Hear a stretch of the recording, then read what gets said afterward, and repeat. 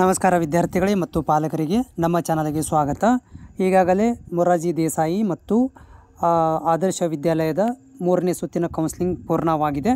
So ವಿದ್ಯಾರ್ಥಿಗಳು ಹೋಗಿ admission ಕೂಡ ತೊಗೊಂಡಿದ್ದಾರೆ. ಆದರೆ ಸೀಟ್ ಸಿಗದೇ ಇರುವಂತಹ ವಿದ್ಯಾರ್ಥಿಗಳು ಸ್ವಲ್ಪ ಟೆನ್ಷನಲ್ಲಿದ್ದಾರೆ. ಮುಂದಿನ ನಮ್ಮ ಹಾದಿ ಏನು ಅನ್ನೋದರಲ್ಲಿದ್ದಾರೆ. ಆದರೂ ಕೂಡ ಅವರು ನಮಗೆ ಕೇಳ್ತಾ ಇರೋದೇನೆಂದರೆ, ನಮಗೆ ಇಷ್ಟು ಪರ್ಸೆಂಟೇಜ್ ಇದೆ, ಈ ಊರಿದೆ, ಸೀಟ್ ಸಿಗುತ್ತಾ ಅಂತ ಕೂಡ ಕೇಳ್ತಾನೆ ಇದ್ದಾರೆ. ನಮ್ಮ ಕಾಮೆಂಟನ್ನು ಕೂಡ ಹಾಕ್ತಾ ಇದ್ದಾರೆ. ಆದರೆ ನಾನು ಹಿಂದಿನ ವರ್ಷದಂತೆ ಉಲ್ಲೇಖವನ್ನು ಇಟ್ಟುಕೊಂಡು ನಿಮಗೆ ಮಾಹಿತಿಯನ್ನು ಕೊಡ್ತಾ ಬಂದಿದ್ದೇನೆ. ಸೊ ಒಂದಷ್ಟು ಕಾಮೆಂಟ್ಗಳು ನನಗೆ ಬಂದಿರೋದೇನೆಂದರೆ, ಈ ವರ್ಷ 4ನೇ ಸುತ್ತು ಮಾಡೋದಿಲ್ಲ, ಅದು 4ನೇ ಸುತ್ತು ಅನ್ನೋದಿಲ್ಲ, ನಾವು ಜನರಲಾಗಿ ನಾವು 4ನೇ ಸುತ್ತು ಅಂತ ಕರಿತೀವಿ. ಆದರೆ ಅದನ್ನು ಕರೆಯೋದೇನಂತಂದರೆ ಉಳಿಕೆಯಾಗಿರುವಂತಹ ಸೀಟುಗಳು ಜಿಲ್ಲಾವಾರು ಕೌನ್ಸಿಲಿಂಗ್ ಅಂತ ಕರಿತೀವಿ. ಅದು 4ನೇ ಸುತ್ತು ಅಲ್ಲದು. ಆದರೆ ನಾವು ಬಾಯಿ ಮಾತಿಗೆ ಹೇಳೋದೇನಂತಂದರೆ 4ನೇ ಸುತ್ತು ಅಂತ ಕರಿತೀವಿ. ಆದರೆ ಅದೇನೆಂದರೆ ಸೀಟು ಉಳಿಕೆಯಾಗಿರುವಂತಹ ಸೀಟುಗಳನ್ನು ಕೌನ್ಸಿಲಿಂಗ್ ಕರೀತಾರೆ ಜಿಲ್ಲಾವಾರು ಅಂತ ನಾವು ಹೇಳ್ತೀವಿ. ಸೊ ಈ ವರ್ಷ ಯಾಕೆ ಕರೀದಿಲ್ಲ? ಸೀಟ್ ಉಳಿದರೆ ಕರೀತಾರೆ. ಆದರೆ ಸೀಟ್ ಉಳಿಕೆಯಾಗಿರೋದ್ರ ಬಗ್ಗೆ ಸೊ ಆಯಾ ಸ್ಕೂಲ್ಗಳ ಪ್ರಾಂಶುಪಾಲರು ಏನು ಮಾಡಬೇಕಂತಂದರೆ ಡಾಟಾಗಳನ್ನು ರಿಟರ್ನ್ ಮಾಡಬೇಕು ಕೆಗೆ. ಸೊ ಆವಾಗಲೇ ಏನಾಗುತ್ತೆ, ನಿಮಗೆ 4ನೇ ಸುತ್ತಿನ ಕೌನ್ಸಿಲಿಂಗ್ ಆಗುತ್ತೆ.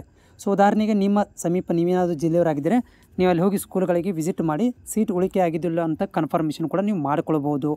ಅದರ ಜೊತೆಗೆ ಹಿಂದಿನ ವರ್ಷದ ಒಂದು ಉಲ್ಲೇಖವನ್ನು ತೋರಿಸ್ತೀನಿ ನಿಮಗೆ, ಹೇಗೆ ಕೌನ್ಸಿಲಿಂಗ್ ಮಾಡಿದ್ರು ಇಲ್ಲೋ ಅಂತ. 4ನೇ ಸುತ್ತು ಅನ್ನೋದಿಲ್ಲ, ಅದಕ್ಕೆ ಸೀಟು ಉಳಿಕೆಯಾಗಿರುವ ಕೌನ್ಸಿಲಿಂಗ್ ಅಂತ ಕರಿತೀವಿ. ನಾನೀಗ ನಿಮಗೆ ಹಿಂದಿನ ವರ್ಷದ ಒಂದು ಡಾಟಾ ತೋರಿಸ್ತೇನೆ. ಇಲ್ಲಿ ನೋಡ್ಬೋದು, ಹಿಂದಿನ ಸುತ್ತಿನಲ್ಲಿ 2023ರಲ್ಲಿ ಆಗಿರುವಂಥ ಒಂದು ಕೌನ್ಸಿಲಿಂಗ್. ಸೊ ಇಲ್ಲಿ ನೋಡ್ಬೋದು, ಇಲ್ಲಿ ಏನಾಗಿದೆ ಅಂದರೆ 3ನೇ ಸುತ್ತಿನ ಕೌನ್ಸಿಲಿಂಗ್ ದಿನಾಂಕ ವಿಸ್ತರಣೆ ಬಗ್ಗೆ ಅಂತ ಆಗಿದೆ. ಅದರ ಮೇಲ್ಭಾಗದಲ್ಲಿರುವಂಥದ್ದು 2023 6ನೇ ತರಗತಿ ಮೆರಿಟ್ ಲಿಸ್ಟ್ ಅಂತ ಇದೆ. ಅದಕ್ಕೆ ನಾನು ಈಗ ಏನು ಮಾಡ್ತೇನೆ ಅಂದರೆ ಕ್ಲಿಕ್ ಮಾಡ್ತೇನೆ. ಸೊ ನೋಡ್ಬೋದು ಮನೆಯಲ್ಲಿ ನೀವು ಈಗ ಏನಂತಂದರೆ 6ನೇ ತರಗತಿ ಪರೀಕ್ಷೆ 23 ತರಗತಿ ಶಾಲೆಗಳಲ್ಲಿನ ಉಳಿಕೆ ಸೀಟು ಹಂಚಿಕೆಗಾಗಿ ಜಿಲ್ಲಾವಾರು ಪ್ರವರ್ಗವಾರು ವಿದ್ಯಾರ್ಥಿಗಳ ಜ್ಯೇಷ್ಠತಾ ಪಟ್ಟಿ ಅಂತ ಮಾಡಿದ್ದಾರೆ. ಅಂದರೆ 3ನೇ ಸುತ್ತಿನ ಕೌನ್ಸಿಲಿಂಗ್ ಮುಗಿದ ಮೇಲೆ ಈ ರೀತಿಯಾಗಿ ಒಂದು ಏನು ಮಾಡ್ತಾರೆ, 4ನೇ ಸುತ್ತು ಅನ್ನೋದಿಲ್ಲ, ಅದಕ್ಕೆ ಬಾಯಿ ಮದಿಗೆ 4ನೇ ಸುತ್ತು. ಆದರೆ ಇದು ಉಳಿಕೆ ಸೀಟುಗಳ ಕೌನ್ಸಿಲಿಂಗ್ ಅಂತ ಕರಿತೀವಿ. ಇದನ್ನು ಕೂಡ ಕರೀತಾರೆ. ಸೀಟ್ ಉಳಿಕೆಯಾದರೆ ಮಾತ್ರ ಇದು ಕೊನೆಯ ಸುತ್ತಿನ ಜಿಲ್ಲಾವಾರು ಪ್ರವರ್ಗವಾರು ವಿದ್ಯಾರ್ಥಿಗಳಿಗೆ ಏನು ಮಾಡ್ತಾರೆ, ಲಿಸ್ಟ್ಗಳನ್ನು ರೆಡಿ ಮಾಡಿ ಅಡ್ಮಿಷನ್ ಮಾಡ್ಕೊಳ್ಳಿಕ್ಕೆ ಸಹಾಯವನ್ನು ಮಾಡ್ತಾರೆ. ಈ ರೌಂಡ್ ಒಂದು ಬಾಕಿ ಇದೆ. ಇದಕ್ಕೆ ನಾವು ಏನು ಮಾಡಬೇಕಂತಂದರೆ ಇನ್ನು ಮಂಡೆಯಿಂದ, ಅಂದರೆ ಮಂಡೇ ದಿನ, ಸೋಮವಾರ ಮಂಗಳವಾರ ದಿನ ನಾವು ಮತ್ತೆ ಕೆಗೆ ಕಾಲ್ ಮಾಡಬೇಕು. ಕೆಗೆ ಕಾಲ್ ಮಾಡಿ ಅವರಿಗೆ ನೆನಪು ಮಾಡಿಕೊಡ್ಬೇಕು, ನಾವು ಈ ಕೌನ್ಸಿಲಿಂಗನ್ನು ಮಾಡ್ತಿರೋ ಇಲ್ಲೋ. ಅಂದರೆ ನೀವು ಇದನ್ನು ಕೆ ಮುಖಾಂತರ ಮಾಡ್ತಿರೋ ಅಥವಾ ಡೈರೆಕ್ಟ್ ಸ್ಕೂಲ್ ಮುಖಾಂತರ ಮಾಡ್ತಿರೋ, ಅಂದರೆ ಆಫ್ಲೈನ್ ಆಯಾ ಸ್ಕೂಲ್ಗಳಲ್ಲಿ 1-2 ಸೀಟ್ ಉಳಿದಿರ್ತವೆ, ಆಯಾ ಸ್ಕೂಲಲ್ಲಿ ಅಡ್ಮಿಷನ್ ಮಾಡಿಸ್ಕೊಳ್ಳೋಕೆ ಹೇಳ್ತಿರೋ, ಅಥವಾ ನೀವು ಕೆ ಮುಖಾಂತರ ಕಂಡಕ್ಟ್ ಮಾಡ್ತಿರೋ ಅನ್ನೋದನ್ನು ನಾವು ಸೋಮವಾರದಿಂದ ಸ್ಟಾರ್ಟ್ ಮಾಡಬೇಕಾಗತ್ತೆ. ಕಾಲ್ ಮುಖಾಂತರ ಅವರಿಗೆ ಕೇಳಬೇಕಾಗತ್ತೆ.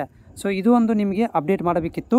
ಅದರ ಜೊತೆಗೆ ನಾನು ಇಲ್ಲಿ ನೀವು ಓದಿರುವಂಥ ಕಾಮೆಂಟ್ಗಳನ್ನು, ಅಂದರೆ ನೀವು ಹಾಕಿರುವಂಥ ಕಾಮೆಂಟ್ಗಳನ್ನು ಕೂಡ ಓದಿ ಹೇಳ್ತೇನೆ.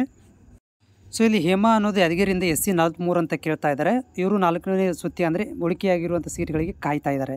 ತುಮಕೂರು ಡಿಸ್ಟಿಕ್ನ ನಮಗೆ 65 ಮಾರ್ಕ್ಸ್ ಸೀಟು ಸಿಕ್ಕಿಲ್ಲ ಅಂತ ಹೇಳ್ತಾ ಇದ್ದಾರೆ. ನೋಡಿ, ಭಾಳಷ್ಟು ವಿದ್ಯಾರ್ಥಿಗಳು 64-65 ಇದ್ದಾರೆ. ಅಂದರೆ ಈ ವರ್ಷ ಕಾಂಪಿಟೇಷನ್ ಜಾಸ್ತಿ ಆಗಿದೆ ಅಂತ ಅನ್ಕೋಬೋದು.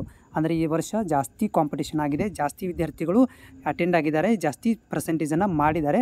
ಸೀಟ್ ಕಡಿಮೆ ಆಗ್ತಾ ಇದ್ದಾವೆ, ಆದರೆ ವಿದ್ಯಾರ್ಥಿಗಳ ಸಂಖ್ಯೆ ಜಾಸ್ತಿ ಆಗ್ತಾ ಇದೆ ಅಂತ. ನೋಡಿ, ನಮ್ಮ ಮಗ 64 ಇದೆ, ಅವನಿಗೆ ಸೀಟ್ ಸಿಗಬಹುದಾ ಸರ್? ಎ ಕೆಟಗರಿ ಧಾರವಾಡ ಜಿಲ್ಲೆ ಅಂತ ಹೇಳ್ತಾ ಇದ್ದಾರೆ. 4ನೇ ಸುತ್ತಿಗೆ ಕಾಯ್ತಾ ಇದ್ದಾರೆ. ಇವರು ಕೂಡ ರೇಣುಕಣ್ಣ ಅವರು ಕೂಡ 49 ಆಗಿದೆ ಅಂತ ಹೇಳ್ತಾ ಇದ್ದಾರೆ. ಕೊಪ್ಪಳ ಡಿಸ್ಟಿಕಲ್ಲಿ ಇವರು ಕೂಡ 4ನೇ ಸುತ್ತಿಗೆ, ಅಂದರೆ ಉಳಿಕೆಯಾಗಿರೋ ಸುತ್ತಿಗೆ ಕಾಯ್ತಾ ಇದ್ದಾರೆ. ನೋಡಿ, ಉಳಿಕೆಯಾಗಿ ಸೀಟುಗಳ ಬಗ್ಗೆ ಗ್ಯಾರಂಟಿ ಕೊಡೋಕೆ ಬರೋದಿಲ್ಲ. ಯಾಕಂದರೆ ಸೀಟ್ ಇದ್ದರೆ ಸೀಟ್ ಕೊಡ್ಬೋದು, ಸೀಟೇ ಇಲ್ಲ ಅಂದಮೇಲೆ ನಿಮ್ಮ ಜಿಲ್ಲೆಗಳಲ್ಲಿ ನಿಮಗೆ ಸೀಟ್ ಸಿಗದೇ ಇರ್ಬೋದು.